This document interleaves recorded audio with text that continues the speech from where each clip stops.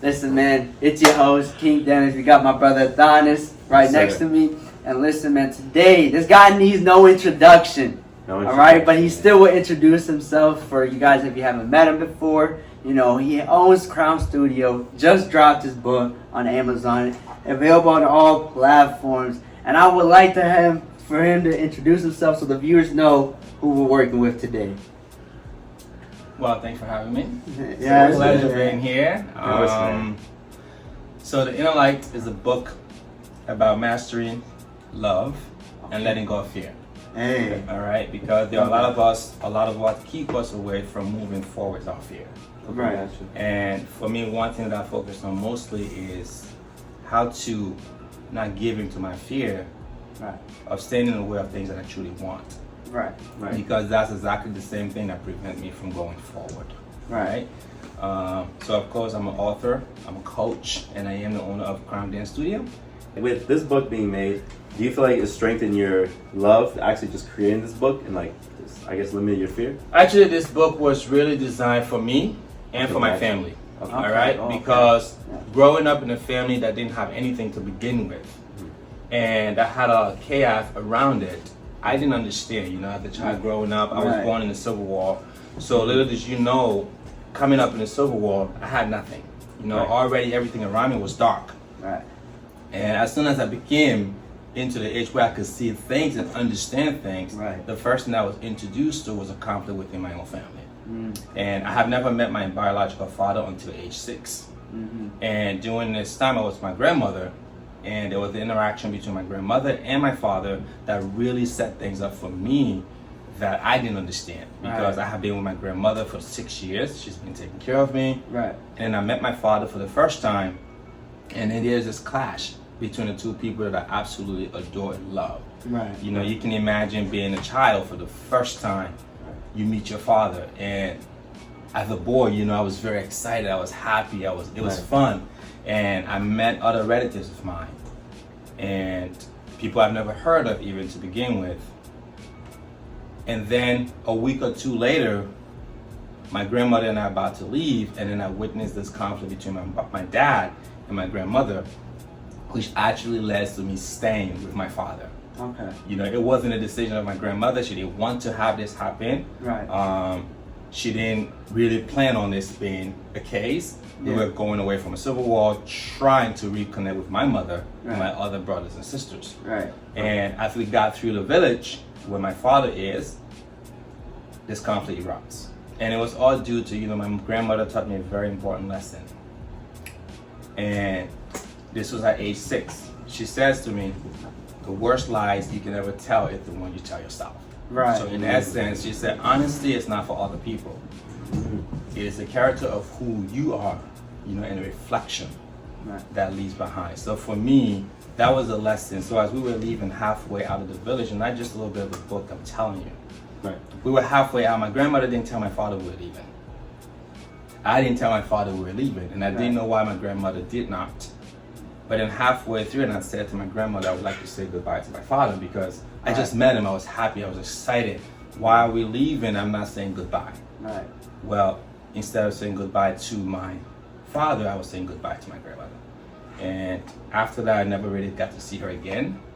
And from that point on, just became something of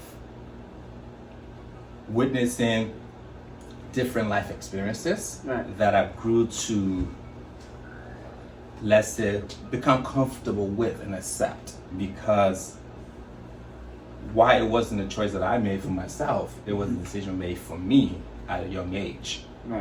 I maintained within myself that circumstance in the society where I was, the environment that offered nothing but darkness, is not where I wanted to be. So the book is called The Inner Light, because although there was everything around me and everyone around me that says there is nothing better than this, for me internally, I always knew that it was better. And I was always seeking out better. So after we left, staying with my father for about 6 years, understanding, learning the way of what you might call grinding life, struggle, for me it was really an opportunity to get to see something different. So you saw like the glass half full instead of half empty. with that experience? With that experience, at that age, honestly, I didn't know what to expect. And I really didn't know what was the outcome going to be. Right. I just knew one thing. I didn't want my life to be this. Right. I knew this isn't where I wanted to be. Right. And I knew that I wanted to see something better for myself, better for the people around me. And if no one else was offering this, no one else was doing this, I was hopeful that I could be somebody that might make it further than where I stood in my current circumstances. Right, and I like that, man. That's just a snippet of the book, man. Right. That's just a snippet. It's just a snippet. And I resonate with that a lot because I just had my newborn being born on February 1st. And my dad's first generation, and they came to the country when he was just a teenager. And he didn't have his biological father. He was killed back, in the countries when there was a civil war in El Salvador. So I can just resonate with that a lot because my dad doesn't know how to love because he didn't have that fatherly love, And with my newborn, like you said, I want to give at least you, like in yourself, you're like, wait, I don't want to be like that. But with me, I want to give my newborn something that I never had, which was like that fatherly love, right? Because the person I look up to, this is my brother right here. He's like my like father figure. That's the person that I look up to as like, my father figure because he taught me literally everything I know now. We're doing the podcast together. We do business together. Like we do everything together, right? And that's like the most like, everyone wants that connection, right, with their family. But it wasn't always easy, right? Like, growing up, not having our father there, he's really like grinding, hustling, being first generation, trying to provide for us, which I can't complain. You know what I mean? He gave us shelter, clothes, food, but that's it. I barely see my dad a couple of days. Like, it would be like days where he'd be gone, I wouldn't even realize. You know what I mean? And to this day, we're still building that connection. But I love this book because I fear him because of the love he didn't give me. You know what I mean? And I wouldn't want my newborn to grow up like, oh, I fear my dad because he neglected me or, so that's why we're building this life, through just having conversations like this, opening up, being vulnerable, letting go of fear, and moving into love. That was powerful. I don't think I could top that, man. That literally hit me because I'm like, yo, I don't want my newborns to live like that. You know what I mean? Right. So this book is definitely gonna be on my reading list for sure. I'll read this. Right. As you can see, we do have books over there. We do have a list of books. So it's definitely my recommended list, right? So for you, man, obviously your own Crown Studio. Do you feel like that helped you? Because I feel like how some people go to the gym, it's like where they can be them. You know what I mean? How did dancing kind of change your life? Not just the book, but also with dancing. Because I feel like some people that feel like that's a stress reliever. You know what I mean? This is where I feel at home. You know what I mean? How does dancing impacted your life among being an author? Well, to answer that question again, I have to refer back to the book. Okay. Because life is about choices. Right. And the choices that we have is our own. Right. No one else can force us into making those decisions. So prior to becoming a professional dancer, I have been dancing since age 10. Okay. My family never supported my dancing. Really? They never liked it? They never did. Right. They didn't understand it. Really? They didn't understand something completely new, not even new, something completely out of the box, and it's foreign. Right. Like, what was I going to do with my life, with my future as a dancer? Right. There are many other things out there that I could have chosen. Becoming a doctor, becoming a lawyer, becoming an engineer. Right. For me, in my path, I didn't see it. In my path to this life, everything that I ever wanted was peace. That was my number one priority. And prior to deciding that I wanted to become a professional dancer in 2008, I was also on the quest of becoming a professional soccer player. Oh, okay. So both? Both. So I was at a junction where I had to make a choice. Right. Do I want to go after something that brings me immediate impact of riches? Right. Or do I want to go something that brings me everlasting and eternity of living with the life that I truly desire, even if that thing's going to take me some time. Right. So dancing was so powerful for me because it opens this door for me to do all of this in this book. I started working. Exactly. Right. I started working on this book in 2011. And at this time, so it's been in the works. It's been in the works for a long time. Yes. Oh wow. And at this time, I'll be honest with you, I was very lonely. I was alone. There was nothing or no one that I could have a conversation with, no one to let's say, having a confidant that I can just sit down and talk with and Right. understand me the way I understood me. There was no one for me at that time. Right. And then I realized that I had a lot of friends and I had a lot of families that supported me in what I was doing. Right. But the fact of the matter is, I really wanted to have relationship with my nuclear family. Right. You know, and that was so important to me. If I didn't have this peace with my current family, how could I build one of my own? Right. Right. So my quest when I started writing this book, it was due to the fact that this was a moment I started to talk about hope, love, peace, and forgiveness. Right. How to receive all of those things, and most importantly, how to have it and sustain it. Right. You know, so for me, it started with me. Right. Dancing was my way through, because what did dancing do for me? It allowed me to be filled and complete Right. in the places where I felt empty. Right. So when I was So dancing, filled the void a little it bit. filled the void completely, and it fulfilled an inner desire that I truly had to share love with people, Right. to have compassion with people, to have empathy, being able to sit down and understand, hey, Danny, you're going through something right now. How can I reason with you Right. without judgment? Right. You know? And how can I see you from where you are and not limit you based on our circumstances? Because it's very simple and easy for me to see where you are now and put a label on you, say, this is Right. what you are. Right. I didn't ever want it to be labeled. Right. You know, I looked at myself as a nobody that came from nowhere with a hope and a desire to fulfill everything that was lacking from where there was nothing. Right. Right? So for me, dancing was that way. I got to know people. I got to talk to people. Right. I got to understand people. I got to teach people who were smarter than me, Right. who had more life experience than me. Right. So in turns, those people that I'm actually teaching became my teachers. Right.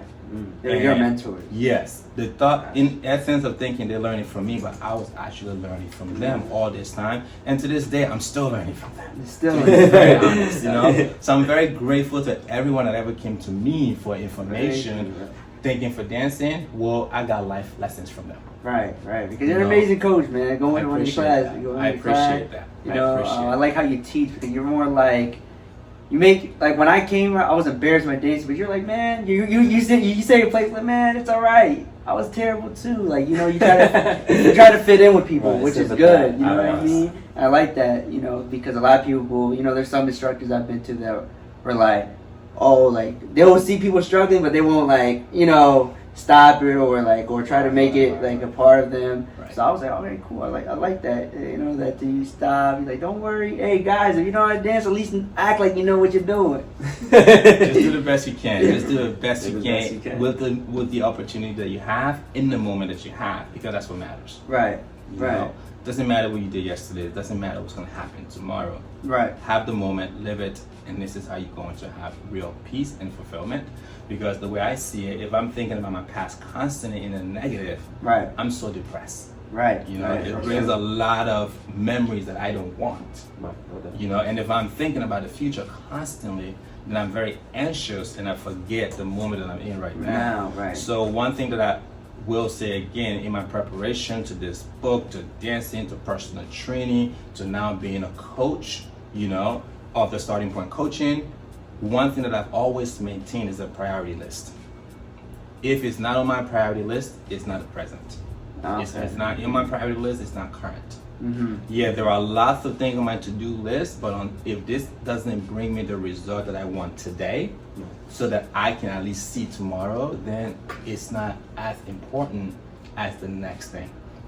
And I know many people might disagree with that, but that has been my process. Right. It remains my process today. Right. You know, and I think, you know, I'm always open to a lot of information, but I'm very clear in what I want. Right. So receiving what benefits me from where I'm sitting, it comes to me much easier than, let's say, someone who might be thinking about other things. Right. You know, No, that right, doesn't for really matter today.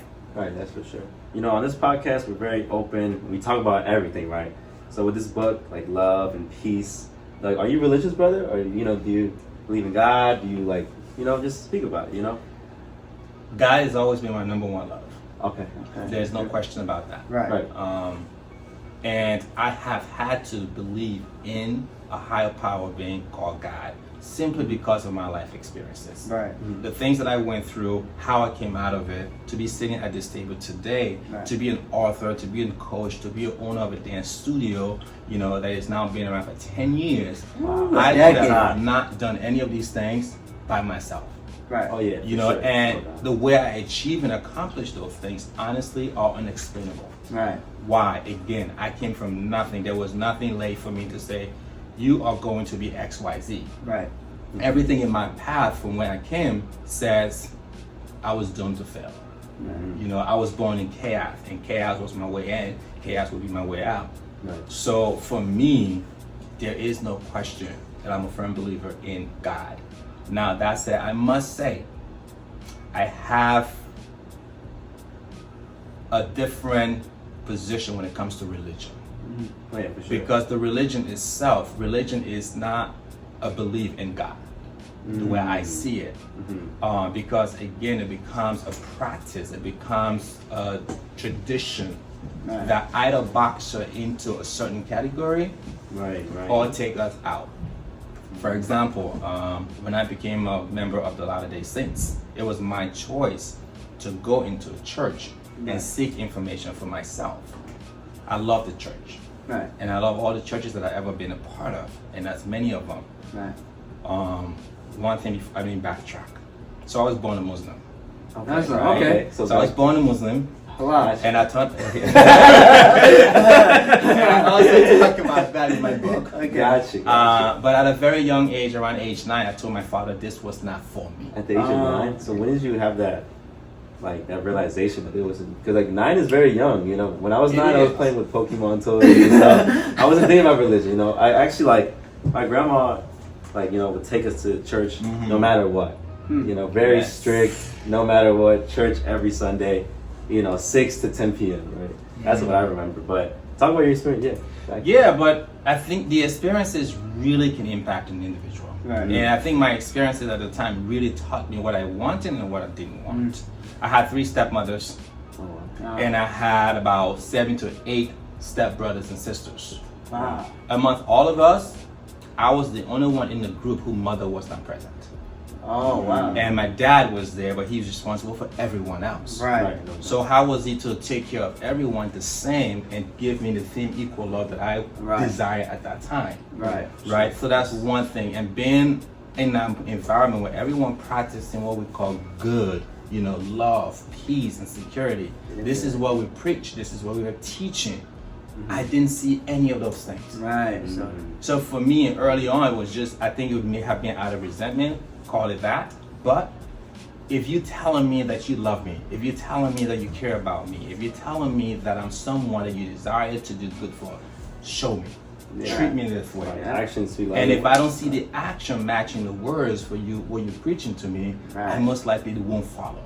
Right. So I think early on when I saw the religion that was being preached, and again later I realized it's not the religion, it's not the teaching, it's the practice. The practice. You know, and looking at my own brothers and sisters, you know, the people that they're my blood, and my own father and my stepmothers, you know, okay, this is supposed to be family.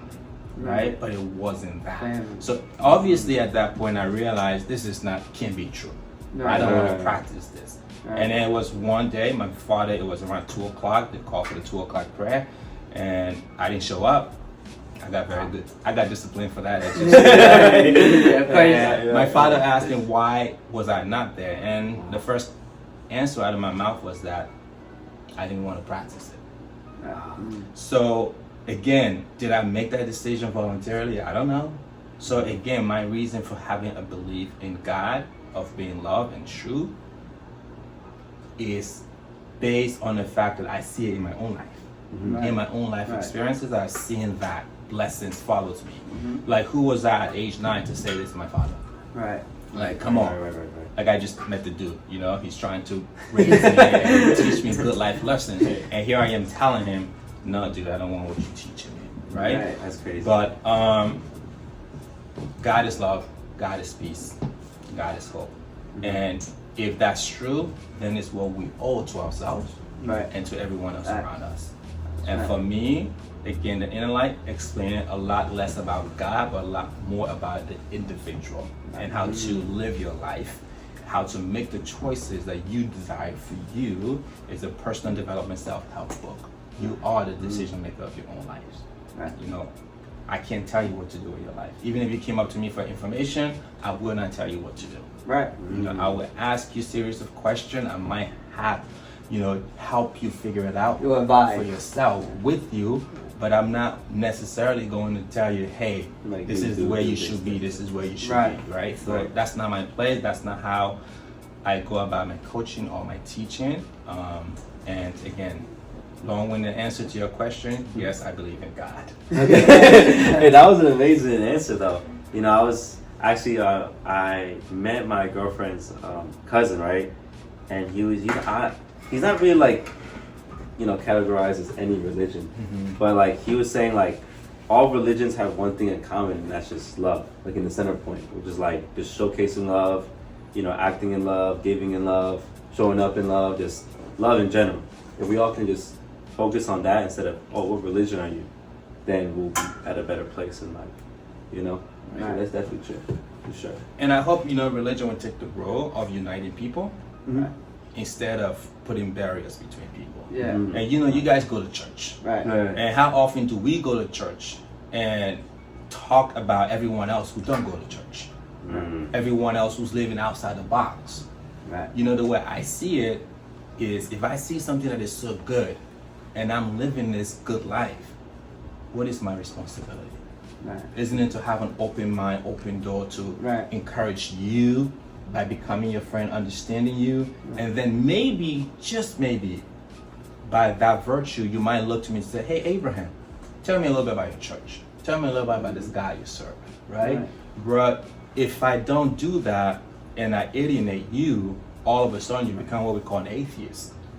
You know, and now we put a label on everyone who says, I don't believe in God. I don't really think everyone that says I don't believe in God is the fact that they don't believe. I think everyone has a belief system. And everyone has love within them. That's an absolute truth. What everyone is suffering from is the lack of understanding. That don't say that you love God and your God is good, but then treat me like I'm ill to your society. You know, how can you go up and talk about me because I don't understand your way of life, your culture, your ethics? That's not what religion for me is about. And hopefully Christian brothers and sisters can take a leading role to say, we're all brothers and sisters, no matter what you do. Right. I like that, man. So, you know, we were having a little small talk beforehand. And we wanted to wait for this moment. And so, how do you feel about being an author, man? How did you feel? You know, I feel like a chapter of my life is complete and another is beginning. Okay, good. So I like the number 9 because it's significant of a completion of a journey, but yet that journey is not quite complete, but the beginning of a new one. So my book have just 9 chapters. I strategically chose to stop at 9 chapters because I know this is not the end of my story. This is not the end of my life work. Clever. This is the beginning. So having already published my first book is the fulfillment of the first of a cycle.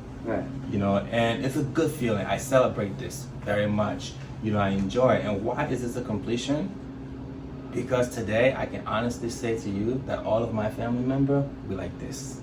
They acknowledged it. We're like this. We're so tight. We love each other. You know, there is no more barriers between me and my family. We communicate on a regular basis. They support me. You know, my dad was here. He took my book. We took a bunch of pictures. He supports me in everything that I do.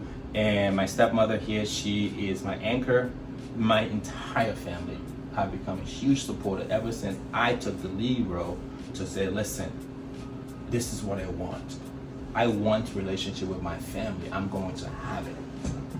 So this book completion marks that circle. Now I have a family that I've always desired.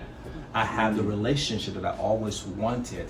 And I'm in a place where I always felt like I belonged, but I wasn't always.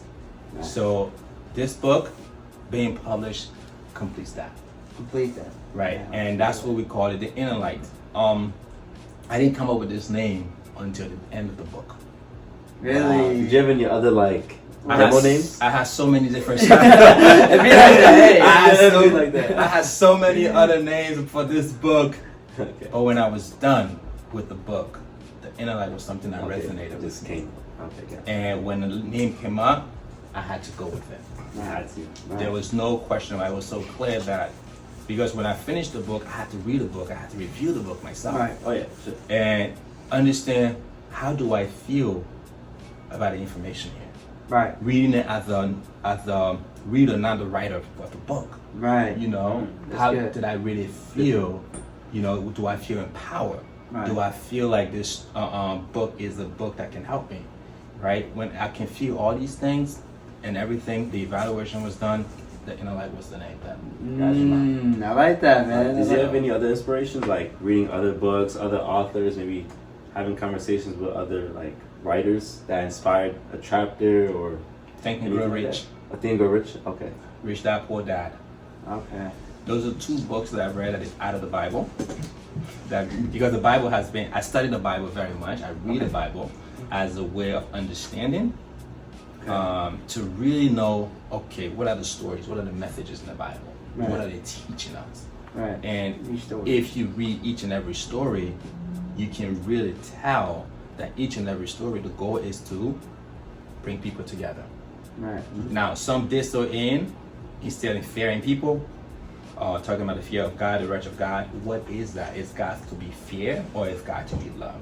Right. Well, I chose God is to be love, not to be fear. Right. You know, and the same approach I took with my family. Are my family to be fear or loved? So, no, my family are not to be fear, but to love. So I chose to love my family, and guess what I got in return? Love. Right. You know, like I'm sitting here today, if I call my mom, she's answered. You know, she cooks for me and she brings food. My birthday, every single birthday, every single birthday that I've had in the last 8 years, there's food in my refrigerator when I get home. Right. Like she cooks different kinds of food, bring it over with a nice handwritten note. Happy birthday.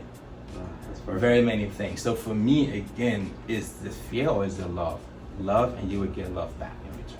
Right, because there's so many like sentences in the Bible that says, "Fear the Lord, fear God, fear God." You know, how do you feel about that sentence? Do you feel like what does that mean to you? You know, fear God, fear God. Like, I looked at that simply as I love God.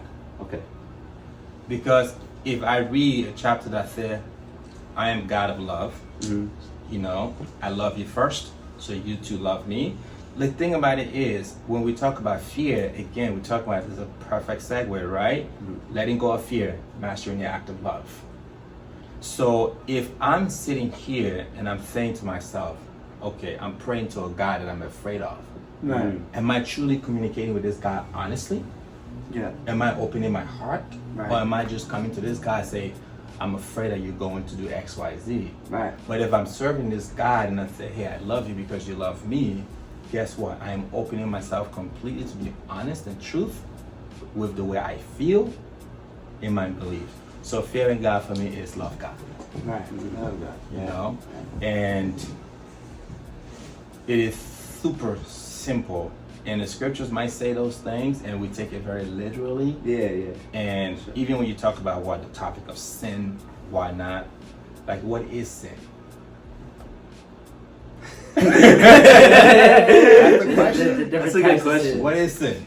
I feel like, you know, there's this popular like Kanye bar, right?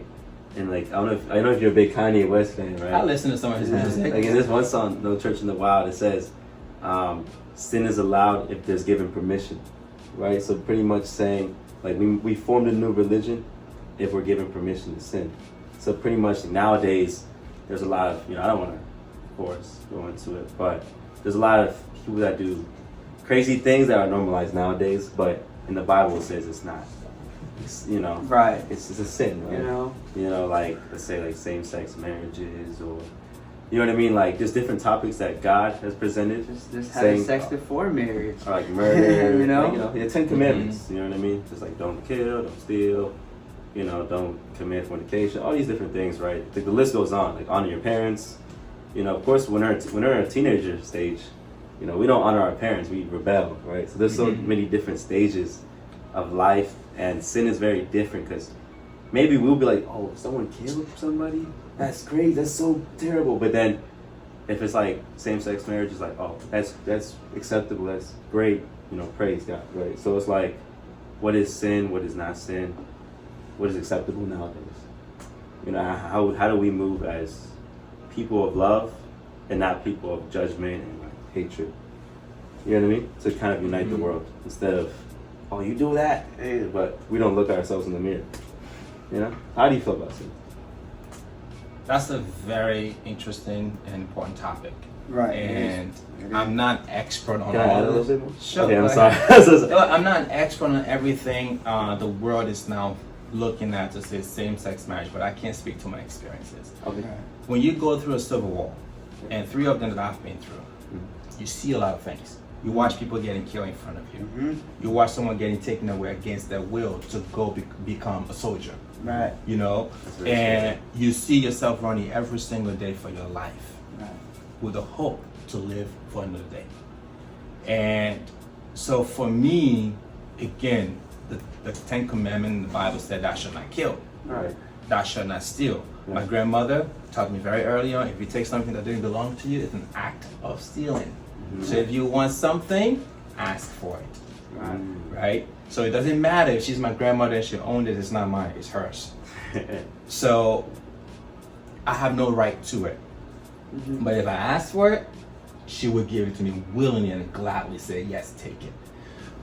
So I don't live my life in judgment of people. If you take me back maybe 10 years, I will probably be one of those people who look at same-sex marriage as the thing that is not allowed. Because my teaching early on taught me that this was unacceptable. Right? For sure. Learning and growing through my life experiences, I've gained many different perspectives to understand where these individuals are coming from. Yeah, and I've made it now my business to understand said individual. Instead of judging them, I'm their friends. Instead of questioning their life choices, I reason with them. You know, and if we can all do this and understand those things, and hopefully not engage in conversation that divides, rather than engage in conversation that unite. I mean, we're all trying to make good for ourselves in life and unite, right? And I guarantee you this, like there are many people who go through this, there is a reason they went down this road. You know, like who am I to question them? Who am I to judge them? For sure. Right? So instead of questioning, instead of judgment, let me just love them just the way I love myself, just as much as I would love my brothers, my sister. And guess what? If that individual was my family member, what would I do then? That's true. It's true. That is true. Because, like, you're a very influential man, you know. I'm about to read this book. You influenced me to read this for sure. I hope you do. I hope you do. Gonna give you a review after we're done. I definitely will look forward to seeing that. And, you know, like, you know, you're owner of a studio. You have so many people, so many different walks of life coming in, coming out, you know, with different intentions, different goals. You know, maybe not good intentions, maybe great intentions. Like, so how do you manage all those people that are coming in? Like, how do you manage all those people? It's simple. It's very simple. When my door opens and somebody walks through my door, they're there for information, they're there to seek help. They're there looking for a community, looking for something to fill the void that I once had. So it's very easy to look to someone walking through my dance studio and look at myself and say, wow, I remember when I walked through the dance studio, I was empty. I was looking for a community. I was looking for friends. I was looking for a place to belong. So when somebody walks through my door, what do I want them to see? That they see Crown Dance Studio as a community that they feel comfortable in. This is their home. You know, this is your home away from home. When you walk in these doors, you're not a stranger. You know, you're a family, you're a member of the community that we build in. And for me to be able to fulfill that is to not see them as flawed, rather as a good human being who comes to unite the community together. Because without those people walking through that door, there is no Crown Dance Studio. You know, and if I judge you the moment you walk through the door, guess what? You're not coming back. You just not won't come back. You know, so it's very simple to do that because I'm not looking to your flaw. I'm looking to the good in you, and looking only for that and showing you hopefully the goodness that is in me, that's the intention that I have for you to succeed once you walk through the door.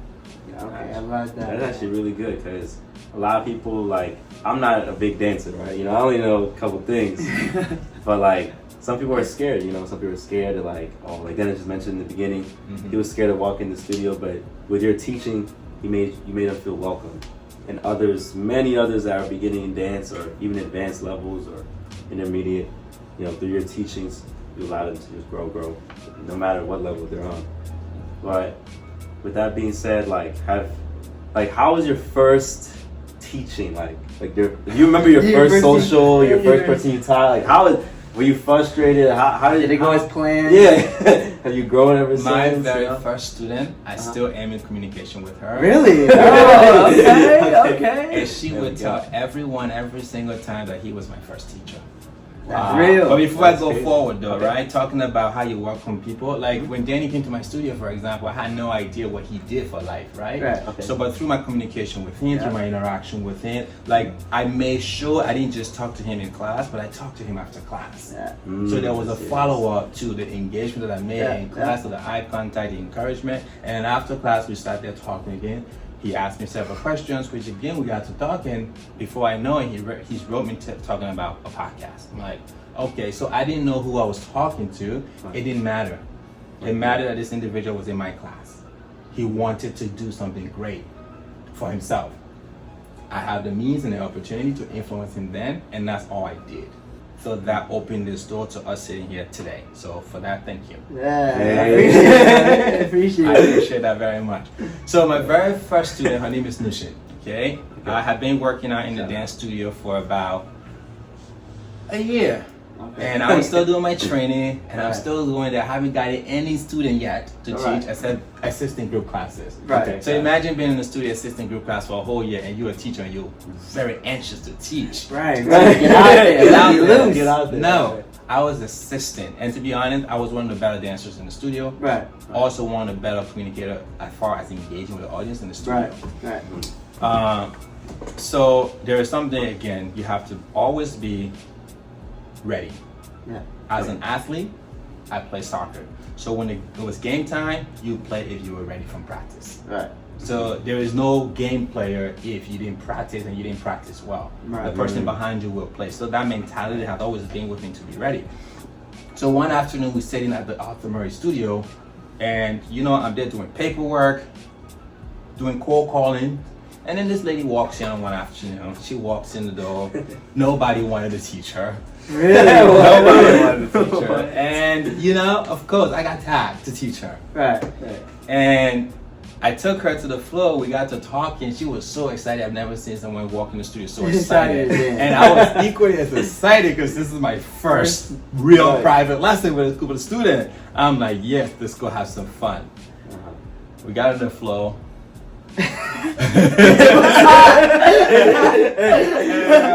It was my first thing. Okay, what am I gonna do with you? Because I don't know. I said, okay, we're just gonna try to dance.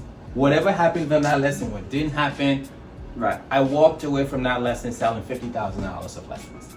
Wow. From that day, I said to myself, I am in the right place at the right time. I'm going to open my studio.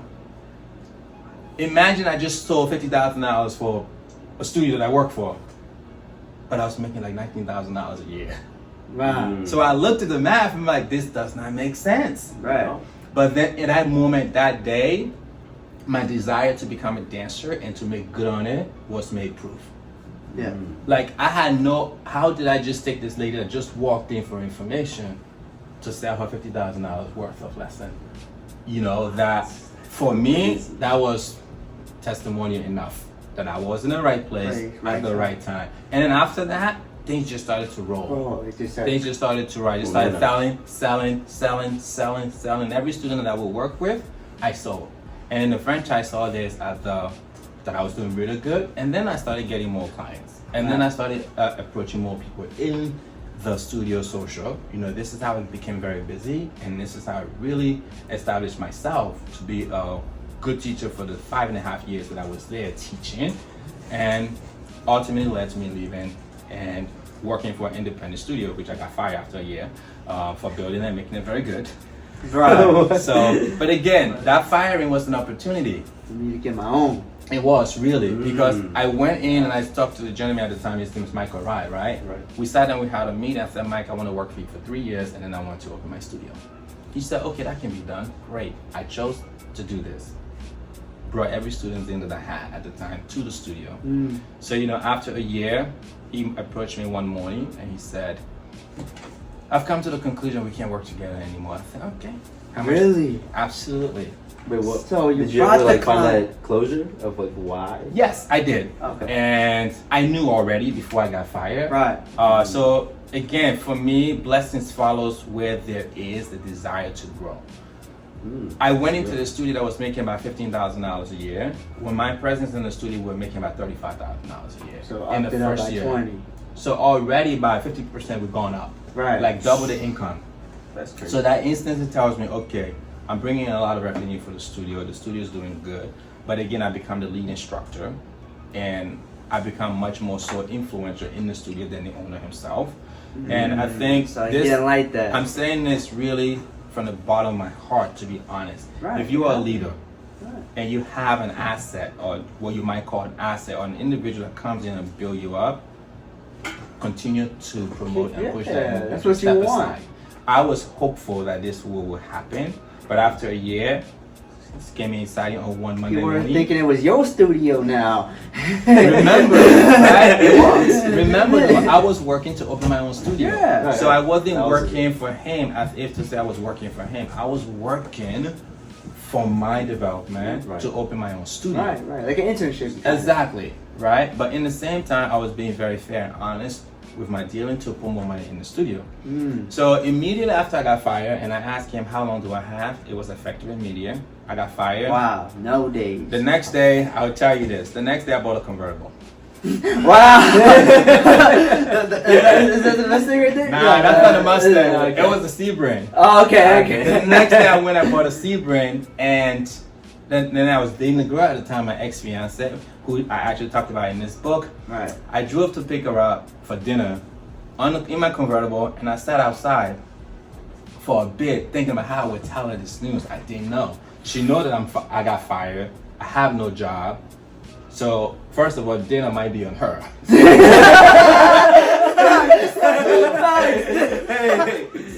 It gotta be on here. Dinner today. might be on her. So I showed up. And here I am, showed up, top down, parked the car, walked to her apartment. Right. I got you the And 5 I minutes. said, to do.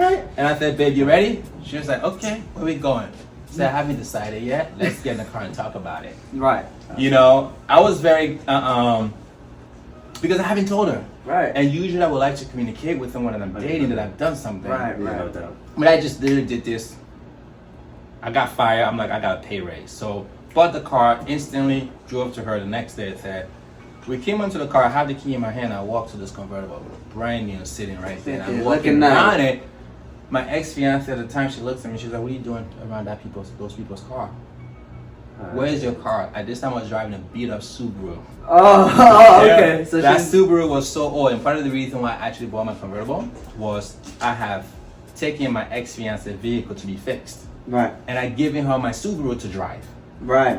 On 495, she stops, called me, crying, and said to me, I am freaking out, your car is making a lot of noise and it's shaking, and I'm afraid. And I said, babe, it's okay. It does that all the time. You just happen to be in the passenger seat, so you don't notice that the wheel shakes all the time. I'll be driving. Let me shake. Right. We were risking our lives together.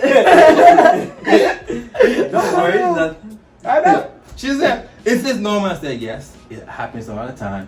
But you know, knowing how much she feared for her life Right. in that moment, and I wasn't there. Right. And I said to myself, okay, I cannot have you driving a car That you don't feel safe. you don't feel safe in at all. So I bought this car. Got to the car, went back around. I said, it's a nice car, isn't it? She's like, yeah, but it's not yours. I was like, wow. I opened the door from the passenger side, but the look on her face was priceless. Now, some might say that I did this for her. I honestly did this for my peace of mind. Right. Because when I received that phone call, I was not at peace. Right. You know, that phone call made me really question my decision making and question my life. Okay, what would make me safe and at peace? Right. Having a safer vehicle, because I've been driving this car for a little while now, and it shakes. It's shaking. Yeah, I feel you on It that. shakes. So we got in the car, sure. silence for the first like 2 minutes, no talk. She's still trying to figure out if this is really my car. Right. So I She thinks you borrowed the homeboy with She's still trying to figure it out. So I reached in the glove compartment and opened it up. And showing the And I insurance. showed her the title, and then trying to say I bought a car yesterday. And I said the reason I bought this car is because number one, it was time for a change, but number two, I just got a pay raise by being fired. She said, "What? How you get a pay raise by being fired?" I said, "Well, I was making $30 per lesson, and I was selling lessons for about $85, $90. Well, I've built enough clientele. Now I just have to worry about paying full space $15, and my income now is I'm making $75 per lesson. Right? So I can justify buying this car because even though I'm fired, I just got an increase in my pay. You know, Right. my good deed, my services to the clients that I have brought in myself and to the customers that I've served told me that even if I leave, I'll be okay." So the next day I registered my business with Internal Revenue right away because I've already had my business plan that was ready to go. The Right. only thing I was missing was the registration. Right. I registered the business, got my EIN number, Right. contacted all my clients, the ones that will still work with me. I did lose some clients Right, of because course. when something like this happens, people don't understand Right. why. Oh, yeah. Like I got fired. What good explanation can there be? Right. It Right, doesn't you look know, good. It doesn't look good. Right. Right? So I did lose some clients, but then the ones that stuck with me, that know and trusted me, came along with me. Right? But then at that point, I started building and building and building and building, and I never looked back ever since. So the closure came really after the next week. I drove to the studio to pick up my check. All my coworkers were there to look down the window. There's a convertible. They saw me getting out. I didn't even see they saw me getting out. And I go upstairs. They asked me, "Did you buy a new car?" I'm like, "Yes." "Are you having a midlife crisis?" "No." Why would they ask that? Like legit. This is what, and her name, my manager at the time, my supervisor at the time, her name was Giselle. She's still a good friend of mine these days. that's She good, still that's refer good. customers to me. That's good. She looked at me, she said, "Abraham, you just got fired." I said, "Yes, but I also got a pay raise. And now I can do these things because I have the extra income." And she looked at me, and then LaShawn was also one of the girls that was working at the studio, and Katie I was dancing with at the time, looked at me like, "We hope you know what you're doing." Like They had no everybody- faith in you. They were worried for you. Everyone around me was concerned about me. Alright. Like all my close friends were really concerned. Even my best friend, when he saw my car, he's like, "Dude, you crazy?" Right. Like- What year was this? This was in 2013. Well, 2013. 2013. Wow. So this was 2013 when all this is happening, and that's when, again, yes, that's exactly when Crown Dance Studio was being born. You know, this is the moment I realized it's 2013, I'm going to go for this. I've been wanting this, I've been working at this, it's time. Right. So by being fired, it pushed me to accelerate my progress, my process towards achieving my goal to Crown Dance Studio. You know, Wow. so That's where it all began. the Great short story. story here is the good moments are actually made out of what we consider the bad moments. The blessing in disguise. The blessing in the sky, and really it is the way through it. You know, because if I had looked at this any other way, I would have saw a Right. different Panic. outcome. Oh, how am I gonna Exactly. write? You know, so I called Micah, right, and I let him know that thank you. I really appreciate you. Had Handle like you a not- man, right? Yeah, for sure. And I really meant that from the bottom of my heart. And I said, I appreciate you for firing me because you showed that I was ready for what I always wanted. Right. You know, I don't know if he believes me at the time because he didn't say much, but then years later, after the dance studio closed, Dance Bethesda, I ran into him at Lifetime, coming down the stairs. I heard a name, and of course I would never forget his voice. Right, you already knew. You already Hey, knew. hey. And I turned around. He asked me, "Hey, you got time?" I said, "Of course." Let's sit at the bar. So we sat at the bar, and he candidly came up to me. He said, "You were the greatest mistake I ever made."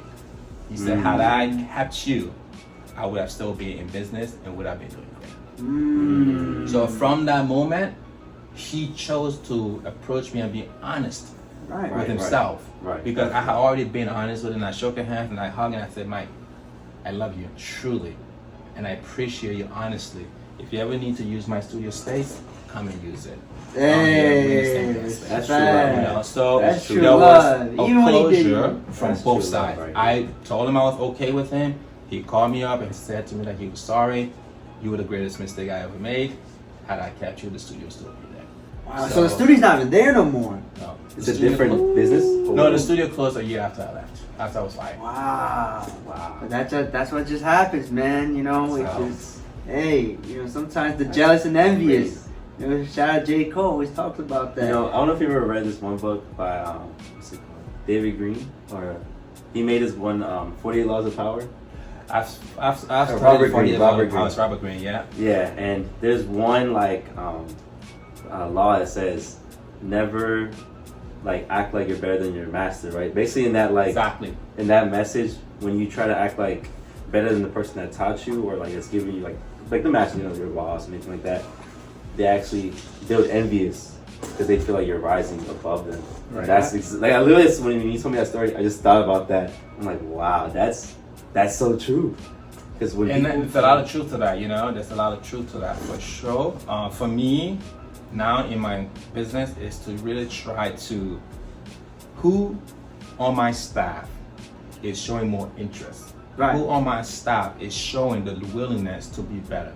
Whomever is in my presence in that moment that showcase that they want to do better, that's the person that I'm Right, let focused them on. go, right. That's the person I'm focused on.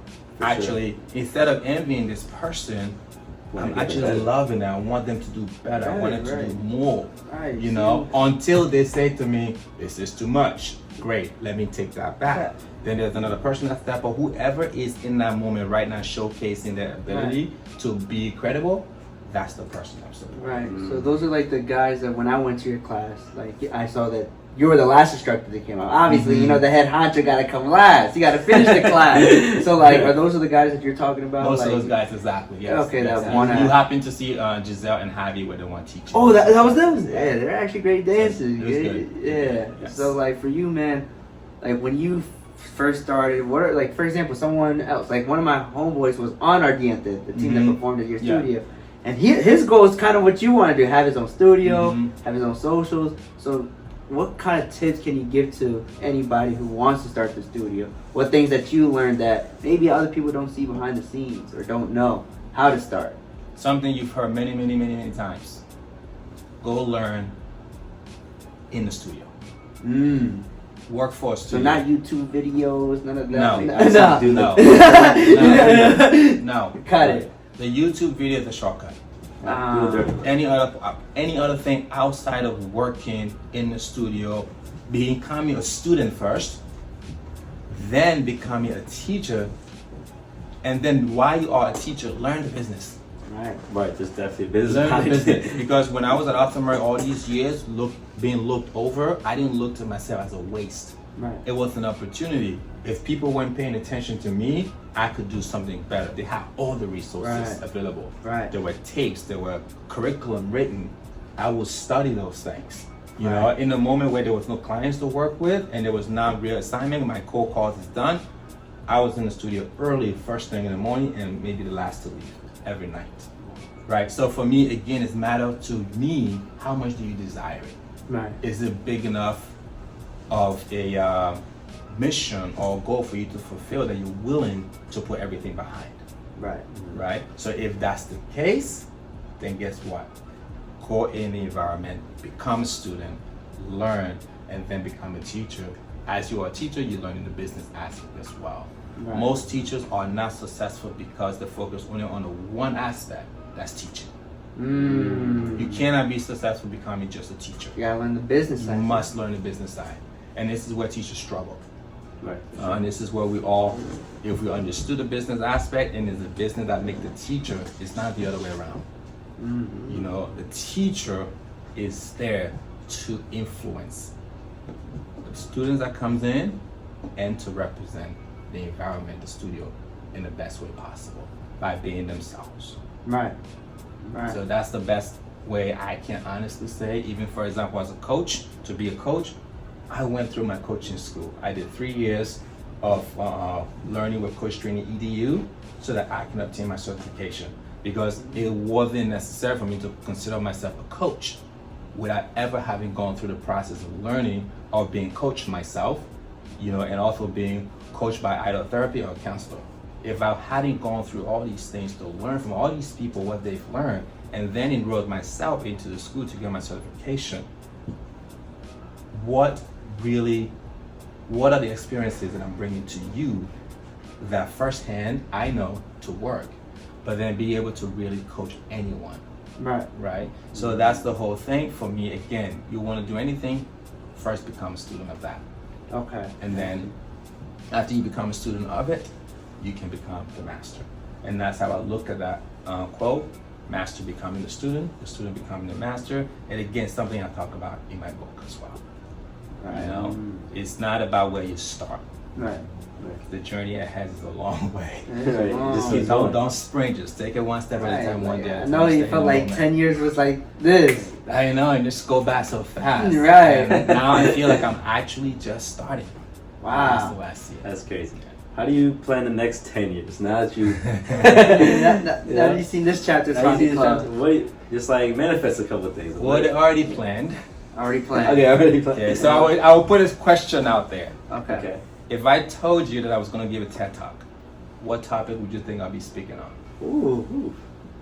I would say either like the book, like, you know, Guide to, you know, letting go of fear and mastering love, or ooh, that's a lot. You have a lot of topics. I think the business aspect. The of business dancing, aspect could be a dancing, I big feel thing. Like, how can teachers, you know, capitalize on the business aspect? Okay. I feel like that. I don't know. I think that's Alright. a lot thing. Well, my next 10 years being planned just like that. So part of my thing I'm working on definitely is, again, the way I saw it is, let me just say, before I saw myself as a dancer, I saw myself as a speaker. Oh, okay.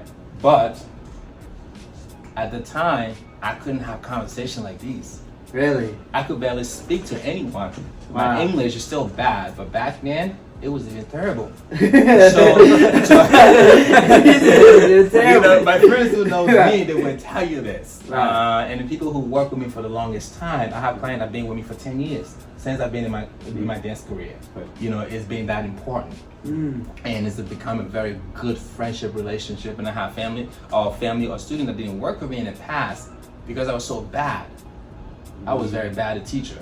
And now they love working with me, and we talked about all my trials and errors and everything that I was doing wrong and I thought was great.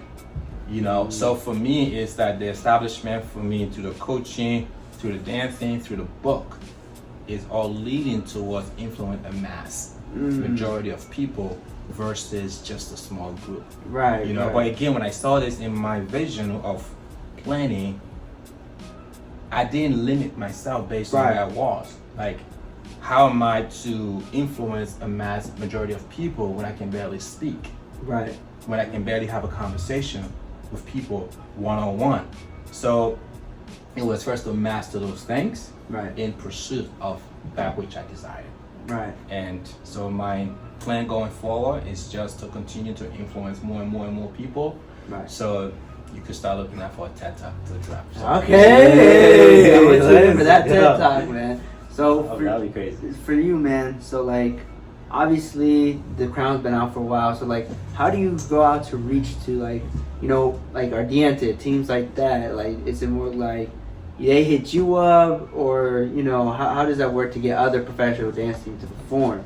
Mostly the organization will reach out to the professionals. Okay, so in some cases, the professional will reach out to the organization and say, "Hey, I have a team," and this is mostly common for congresses. Right. So, okay. like, athlete with a professional will reach out to Congress, say, "Hey, I have a team. I have a solo that I want to showcase at your Congress. Can I come in?" Okay. And of course, they would pay to get into it. And if you're really, really good, an organization will reach out to you. My goal really at Crown Dance Studio, especially with the event that I'm having, Royal Rumble, which is the third Saturday of every month. So we have one next weekend. Okay. My goal now is to really settle on local artists. Okay. No, it's more so than bringing international artists. I want to feature local artists, people who are in the community, people who are around wanting to build themselves up, rather than going over and bringing international artists. So I got two more well, one international artist that might come in next month, but that's about all I have on my roster of people that will come to do the event, because I really want to support the local community first. Right, first. And then when those community members are strengthened and they become something good, of course they start becoming less and less available because now they're busy. Then the next generation of people can start rising. Right. So with our Diente, they reached out to you. I reached out to them. I reached out to them. I reached out to them because I really enjoyed what David is doing with that group. Right. I really love what he's doing with the kids. He's an excellent dancer. He's a great person, great personality. And when I watch his videos on Instagram, I love them. You know, lots of passion. Lots of enthusiasm, lots of energy, lots of hard work that they put into it. Right. So I really appreciate and admire all of the members on his team. So, and I'm looking forward to definitely bringing him back again with his team to do some good work, because they did a great job.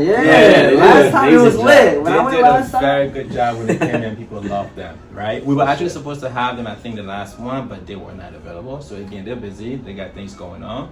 So I'll reach back out to him again to see when he has time. They killed it last time, the last social, man. I can't wait for this one, man. You gotta be excited. Talk about this upcoming social on the 18th. This upcoming social on the 18th, I'll be teaching 2 classes. Okay. With an artist from New York. Her name is Julia. So she'll be coming out here on Saturday to teach, and she'll be doing a performance. Okay. And we have a local group from the George Mason, Azuka. That's the South Central Bachata group, but they do a lot of different things, so they're also coming to perform. So we have 2 performances, 3 classes from 7 to 10, and then social dancing and a performance in the middle from 10 to 1:30. Okay, there we go. That's the lineup. That's the lineup. I'm in for some heavy hitters. So looking forward to it, man. It's definitely gonna be lit.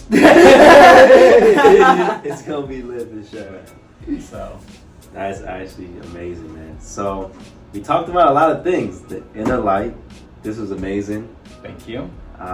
You know, your whole dance career, like just getting into it, you know, transitioning to now, you know, having the Crown Studio, everyone's happy with it, everyone loves it.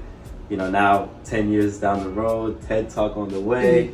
Man, this is exciting, man. It's exciting. You're making me so like for you, what made you get into dancing? I know we never asked you that. What made you? What like instead of soccer, you were like, man, dancing, man. Like this is the thing. Is it wasn't the woman? I wish. I really wish I could say yes. Hey, all the Latinas love it. I really wish I could say yes, it was the women, but the truth of the matter is it's not. It was not the women. Because if you look at it at that time, you know, I could have gone and signed a good deal and really pushed myself to be a professional soccer player, right? But I chose dancing because I've been doing it my whole life. And back to the village where I met my father, and I was in this environment with stepmothers and stepbrothers. Right. I was alone. You were the only dancer family. No, I was alone. I was lonely. So I would literally go. Look, in Africa, we just dance, okay? When there's a drum roll, you just move. Right. You know, so we do it for fun.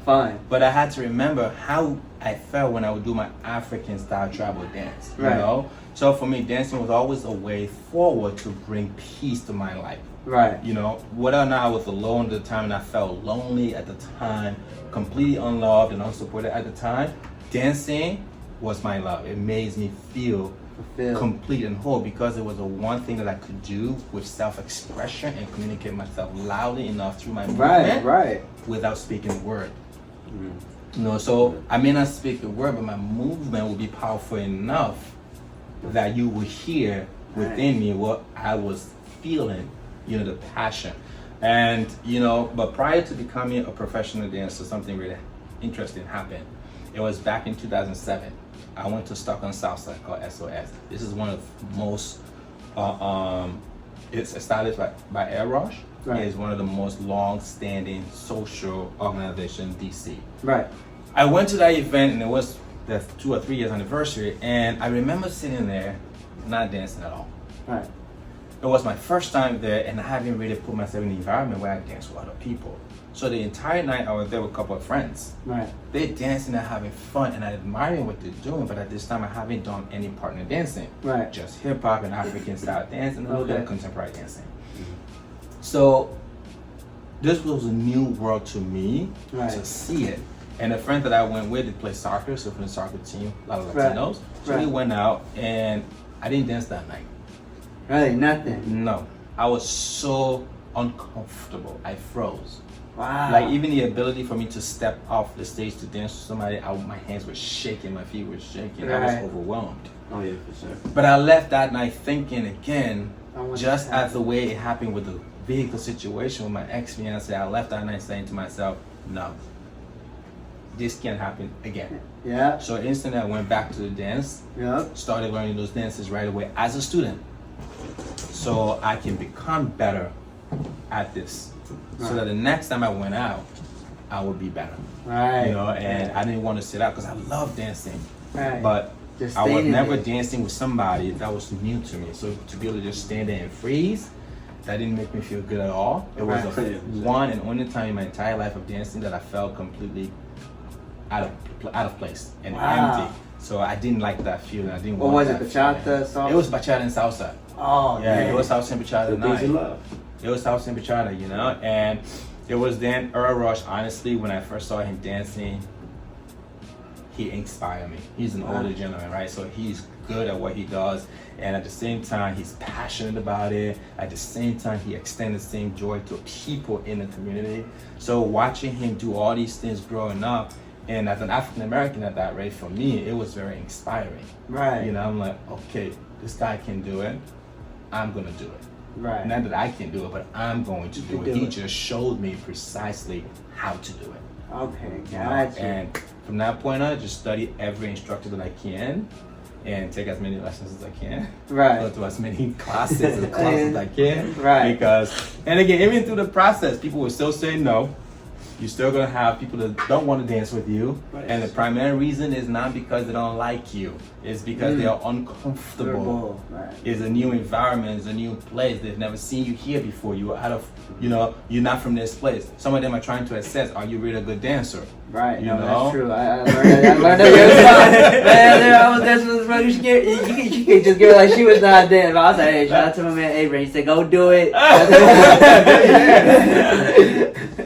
Just give your best. Just give your best. Just dance. If you do one step, do it well. Right. And do that one step over and over and over. And now I have a disclaimer. If I had a disclaimer, I would just tell the person, hey, I'm a beginner. I don't know a lot. You okay with the basic? She would say yes. Good. My disclaimer is out the line. No pressure. No pressure. Right. I've already told you I don't know nothing. Right. There's no like expectation. No, you don't try to impress people on the dance floor. Okay. Really, the only person you're there to impress is you. Right. You know, you dance for you. You're happy with what you're doing. Then it will flow through to the next person. Now, barring you having the best of time, but the other person just isn't having it, it's okay. Let it be. Let it be. It's not Just your take fault. your dance. And it's not you. Take the dance. After the dance, thank you very much. I really appreciate it. You know, I do also make it a point whenever I dance with someone in any environment, before I'm leaving, I say thank you to most of these people that I dance with before I'm gone, because they came in to spend that time and they share some of that time with me. So that is very important. That's valuable. So making friends in those ways, say, hey, thanks for the dance. I really appreciate it. Maybe I'll see you again. Maybe You know, that's gratitude. Right. You know, I'm really grateful for those times that we dance on the floor. 2 minutes, 3 minutes, some salsa song can be 5 minutes. Some people really love that 5 minutes to be great. Right. That's a long time. So what's your purpose, man? I never asked you that. Do you like bachata or are you more salsa guy? If I had to choose one to dance all night, every day, it's salsa. If I had to choose all one, women do be at the salsa room. if I had to choose one all night, every day, it's salsa. I feel like once you learn it, it's really, really fun. But as a beginner, you're like, man, so much steps. Because bachata's like, 1, 2, 3. Yeah, bachata is quite simple to start with, but once you get to a certain level, it becomes harder. Oh, wow. Because when you get into the body action, body roll, isolation, all these things, not everyone can do it. Right, no, that is So true. that's why at a certain level, bachata become a little bit of a stalemate, because some people don't have the ability to do the body roll so well, and now you have the sensual people, you have the traditional people, you have the fusion people. Right, Dominican people. Exactly. Do you like Dominican bachata better? Yeah, I like the Dominican bachata. Actually, that's how bachata everyone, when I started, that's all they dance. Dominican style. Dominican style is all the dance, right? Right. And then you have the sensual and fusion coming in later. Right, okay. You know, so for me, again, I appreciate it. I really like bachata, but again, if I had to choose just one between the two, it's salsa.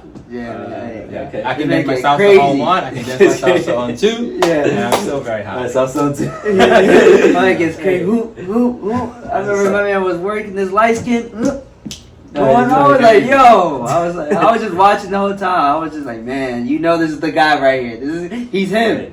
He's him. I appreciate that. He's the owner, man. Yeah, I appreciate it. Big man. So, I guess the last segment. This is our last segment. We're gonna go live. See if my man dropped his new book, The Inner Lights. Also, Crown Dance Studio owner. And listen, man, he has the next event is March 18th. March 18th. March Social 18th. dancing. He's teaching classes, and he's bringing other professional dancers to teach that night. Mm-hmm. I would definitely be there. All right. Looking forward to seeing you Go. there. You know what I'm saying? If there's any way we can like help support, whether it's like bringing free samples to your spa or anything like that, just let us know. Okay, fantastic. I appreciate it. Well, this is a great deal of help, so thank you again for having me Right. to introduce my book, to talk more about Crown Dance Studio and dancing, Right. but also to talk about Starting Point Coaching, which is my coaching company that I started as well. So all these things are going hand in hand. Right. So someone, it might seem like a lot, Right. they're all just one thing geared towards helping individual and the majority of people. So they all revolves around helping people. Right. You know, and for me, that's my passion. And the person that I can help the most right now, first and foremost, is me. Right. You know, and then if I can help myself first and foremost right now with the intention and desire to extend that to other people, Right. then it can be done so easily that I'm never really getting tired of it. Right. Right. Because they always say you gotta pour into your cup first before you're able to flow out to anyone else. Yeah, You know, you can't give what you don't have. absolutely not. That's definitely true. No. A lot of people that say you can, especially in this local area, right? There's not too much people that even make it past the surface level, right? Right. So even like at your level, it's so uncommon to see that you have your own studio now. You know, you're focusing on now making a TED Talk, having, you know, even like time to create like a book. I can imagine. You did tell us it took us, 10 years to create. Yeah. So it wasn't just like 1 year, boom. So it's just so much that you've accomplished, and like we're honored just to even have you on our podcast, showcasing everything, telling us your story, being vulnerable with us, today. Right.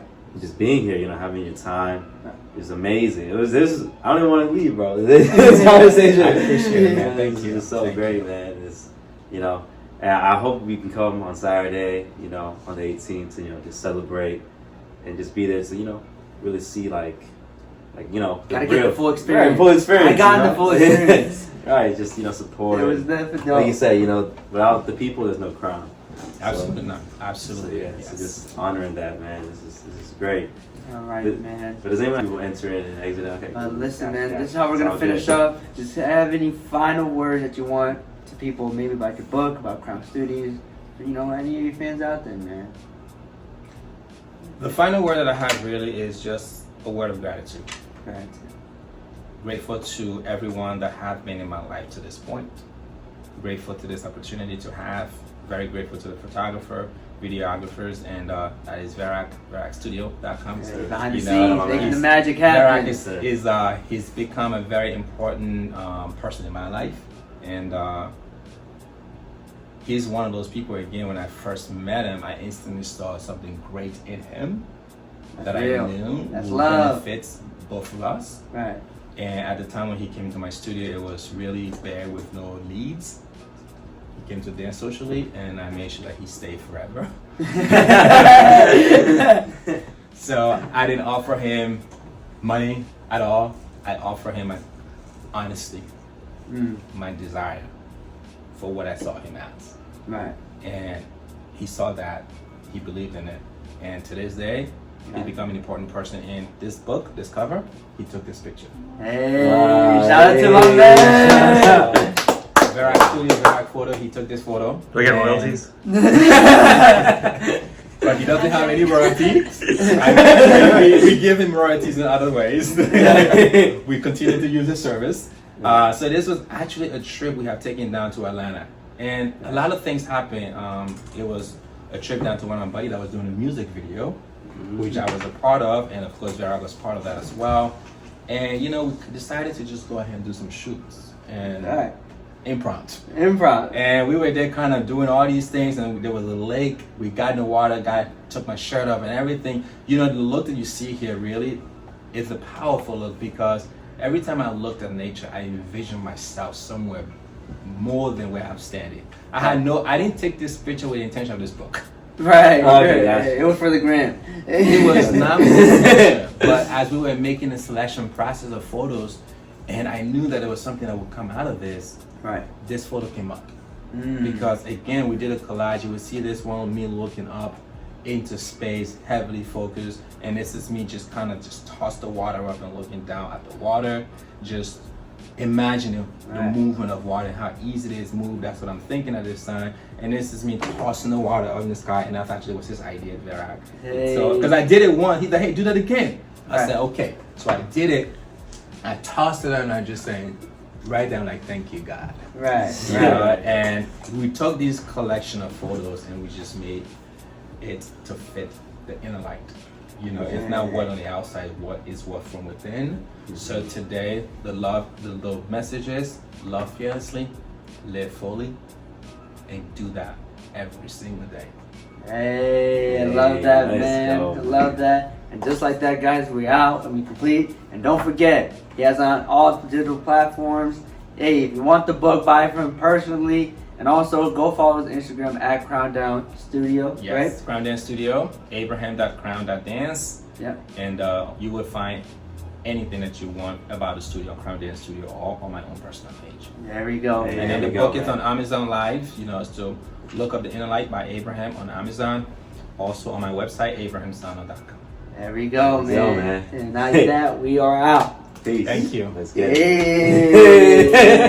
Hey, that was fire, man. That was fire. I appreciate y'all, man. Hey, man. See, but.